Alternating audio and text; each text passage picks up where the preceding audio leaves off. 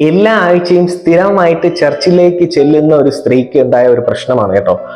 അവർ പെട്ടെന്ന് ഒരു ദിവസം ഫാദറിന്റെ അടുത്ത് പറഞ്ഞു, ഫാദർ എനിക്ക് ഇനി അങ്ങോട്ട് പള്ളിയിൽ വരാൻ പറ്റത്തില്ല.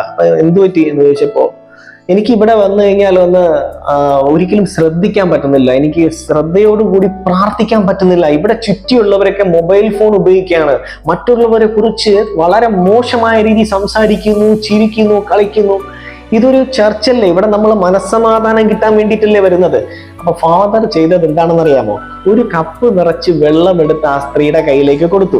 എന്നിട്ട് പറഞ്ഞു, ഈ കപ്പിലുള്ള ഒരു തുള്ളി വെള്ളം പോലും കളയാതെ നീ ഈ പള്ളിയെ ചുറ്റിയും ഇതിനുള്ളിൽ ചുറ്റി ഒരു റൗണ്ട് ഒന്ന് അടിച്ചിട്ട് ഈ കപ്പ് നിറച്ചുള്ള വെള്ളം ഒരു ചൊട്ട് പോലും, ഒരു തുള്ളി പോലും കളയാതെ എൻ്റെ കയ്യിൽ കൊണ്ടു തരണമെന്ന് പറഞ്ഞു. അതുപോലെ ആ സ്ത്രീ ചെയ്തു. അങ്ങനെ ആ ഫാദറിന്റെ കയ്യിലേക്ക് ആ കപ്പ് നിറച്ചുള്ള വെള്ളത്തിനെ എത്തിച്ചു.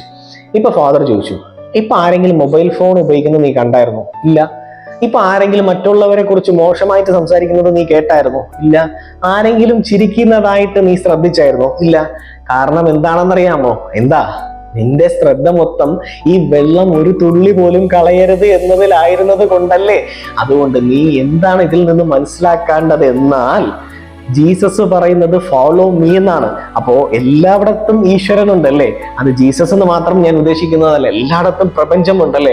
അപ്പൊ പ്രപഞ്ചമാണ് ദൈവം എന്ന് വിശ്വസിക്കുന്നുണ്ടെങ്കിൽ നീ ചെയ്യുന്ന ഓരോ ജോലിയിലും നീ ശ്രദ്ധിക്കുകയാണെങ്കിൽ, അതൊരു ജോലി ചെയ്യുന്ന സ്ഥാപനത്തിലാവട്ടെ, സ്വന്തമായിട്ട് ഒരു സംരംഭം തുടങ്ങുന്ന ഒരു വ്യക്തിയോ, അല്ലെങ്കിൽ അത് നല്ല രീതിയിൽ പ്രവർത്തിച്ചുകൊണ്ടിരിക്കുന്ന ഒരു വ്യക്തിയാണെങ്കിലും അതിലാവട്ടെ, അല്ലെങ്കിൽ സ്വന്തം ജീവിത കാര്യങ്ങളിലാവട്ടെ, നമ്മൾ ചെയ്യുന്ന കാര്യത്തിൽ മാത്രം ശ്രദ്ധിച്ചു കഴിഞ്ഞാൽ മറ്റുള്ളവർ പറയുന്നത് നമുക്ക് ഒരിക്കലും അംഗീകരിക്കാനോ കേൾക്കാനോ ഉള്ള ഒരു തോന്നലോ അല്ലെങ്കിൽ ഒരു ചിന്തയോ ഉണ്ടാവില്ല എന്നാണ് എനിക്കിതിൽ നിന്നും മനസ്സിലാക്കാൻ കഴിഞ്ഞത്.